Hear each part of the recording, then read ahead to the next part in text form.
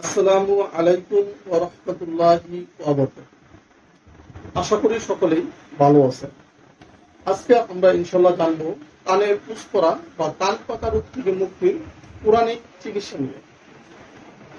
মহান আল্লাহ রাব্বুল আলামিন পবিত্র কুরআনের সূরা বনী ইসরাঈলের ৮২ নং আয়াতে বলেন, ওয়া নুনাজ্জিলু মিনাল কুরআনি মা হুয়া শিফাউ ওয়া রাহমাতুল লিল মুমিনিন।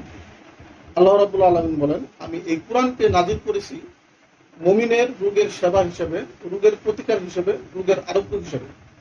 সুতরাং এই আয়াত থেকে স্পষ্ট প্রতীয়মান হয় যে কোরআনের প্রত্যেকটি আয়াত, প্রত্যেকটি সূরার মধ্যে রয়েছে মানুষের রোগ থেকে মুক্তি, মানুষের কল্যাণ এবং রোগের প্রতিকার। আমরা প্রথমে জানবো যে কান কেন পাকে বা কানে কেন পুষ পড়ে এবং কানের কোন অংশে আক্রমণ হলে কান থেকে পুষ পড়ে বা কান পাকে। কানের তিনটি অংশ রয়েছে: বহিঃকর্ণ, মধ্যকর্ণ এবং অন্তঃকর্ণ। যখন কান থেকে পুষ পড়ে বা পানি পড়ে তখনই একে কান পাকা বলা হয়ে থাকে। সাধারণত এটি কানের একটি মধ্যকর্ণের রোগ, আর এই কান পাকা রোগটি যে কোনো বয়সের মানুষের হতে পারে, তবে বাচ্চাদের এই রোগটি সাধারণত বেশি হয়ে থাকে। আবার শহরের তুলনায় গ্রামের মানুষদের নানান কারণে এই কান পাকা রোগটি বেশি হয়ে থাকে। আমাদের সবার মাথার খুলির ভিতরে ইউস্টেশিয়ান টিউব নামে একটি নল আছে। এই নলের এক মাথা মধ্যকর্ণে এবং অপর মাথা নাকের পিছনে অবস্থিত নেজোফেরিংস নামে থাকে। আর বাচ্চাদের ক্ষেত্রে এই ইউস্টেশিয়ান টিউব বা নলটি কিছুটা খাটো, প্রশস্ত এবং সোজাসুজি হয়ে থাকে। তাই মায়েরা যখন বুকের দুধ বা বোতলের দুধ কিংবা কোনো তরল পদার্থ খাওয়ানোর সময় শিশুর মাথার দিকটা যদি কিছু উঁচু করে না রাখা হয়, তাহলে এই তরল পদার্থ মধ্যকর্ণ চলে যেতে পারে, আর এ থেকেই মধ্যকর্ণ সংক্রমিত হয়ে কান থেকে পুষ করতে পারে বা পানি পড়তে পারে, অর্থাৎ কান পাকতে পারে। কান পাকা রোগের লক্ষণ হচ্ছে, কান থেকে পুষ পড়া মানেই হচ্ছে কান পাকা রোগের লক্ষণ। আর এই তরল দুর্গন্ধযুক্ত বা দুর্গন্ধবিহীন হতে পারে, আবার কখনো রক্ত মিশ্রিত থাকতে পারে। কান পাকা রোগের নানান ধরন রয়েছে, যেমন কেউ কেউ বলে থাকেন আমার কিছুদিন কান শুকনো থাকে এবং কিছুদিন ভিজা থাকে, অর্থাৎ কান থেকে পুষ পড়ে বা পানি পড়ে।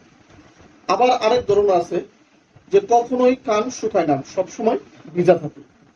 এছাড়া কানে কম শোনা, কানে বন্ধ বন্ধ অনুভূতি লাগা, এছাড়া কানে ব্যথা হওয়া, কান ব্যথা সহ তীব্র জ্বর, মাথা ঘুরানো, সবসময় অস্বস্তি বোধ মনে হওয়া কানের ভিতরে ইত্যাদি কান পাকা রোগের লক্ষণ।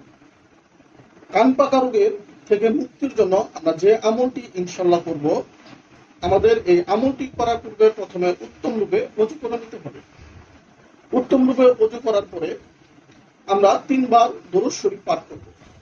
৩ বার দরুদ শরীফ পাঠ করা শেষ হলে আউযু বিল্লাহি মিনাশ শাইতানির রাজিম, বিসমিল্লাহির রহমানির রহিম সহিত পবিত্র কোরআনের সূরা আদ-দুহা পারা নাম্বার ৩০, সূরা নাম্বার হচ্ছে ৯৩। এটি অত্যন্ত একটি ছোট্ট সূরা, ১১টি আয়াতের। ১ মিনিটে আপনি ২ থেকে ৩ বার করতে পারবেন ইনশাআল্লাহ। এই সূরা আদ-দুহা পবিত্র কোরআনের পারা হচ্ছে ৩০, সূরা নাম্বার ৯৩। এই আদ-দুহা সূরাটি আপনারা ৩ বার পাঠ করবেন, অথবা ৫ বার পাঠ করতে পারেন বা ৭ বারও পাঠ করতে পারেন। আপনি যে কয়বার পাঠ করবেন, পাঠ করার পরে পুনরায় ৩ বার দরুদ শরীফ পাঠ করবেন। দরুদ শরীফ পাঠ করার পরে যে কান দিয়ে পুষ পড়ে, অর্থাৎ পানি পড়ে, বা যে কানটি পেকেছে সেই কানে ৩ বার করলে ৩ বার ফু দিবেন। যদি ৫ বার সূরাটি পড়ে থাকেন তাহলে ৫ বার ফু দিবেন, আর যদি ৭ বার পড়ে থাকেন তাহলে ৭ বার ফু দিবেন। ইনশাআল্লাহ এই আমলটি যদি আপনি এক নাগারে ১৪ দিন করেন, ইনশাআল্লাহ আল্লাহর উপর ভরসা রেখে বলতে পারি ইনশাআল্লাহ পুরানিক আমল হওয়ার কারণে আপনার ইনশাআল্লাহ কান পাকাটি ভালো হয়ে যাবে, কান থেকে পুষ পড়া ভালো হয়ে যাবে। আপনারা এই আমলটি দিনের যে কোনো সময় করতে পারবেন এবং এটি অত্যন্ত একটি পরীক্ষিত আমল। আমি যাদেরকে দিয়েছি তারা প্রত্যেকে ইনশাআল্লাহ এই রোগ থেকে মুক্তি পেয়েছে এবং তারা প্রত্যেকেই বলেছে যে ইনশাআল্লাহ আমার কান থেকে পুষ পড়া বা কান যে পেকেছিল ভালো হয়ে গেছে। আর এই আমলটি আপনারা প্রত্যেকের কাছে পৌঁছে দেওয়ার জন্য প্রত্যেকেই শেয়ার করবেন, এবং যেহেতু পুরানিক আমল এবং প্রত্যেকে এই আমলটি করে লাভবান হবেন এবং রোগ থেকে মুক্তি পাবেন। সর্বশেষে আপনাদের প্রত্যেকের সুস্থতা কামনা করছি। আসসালামু আলাইকুম ওয়া রাহমাতুল্লাহি ওয়া বারাকাতুহু।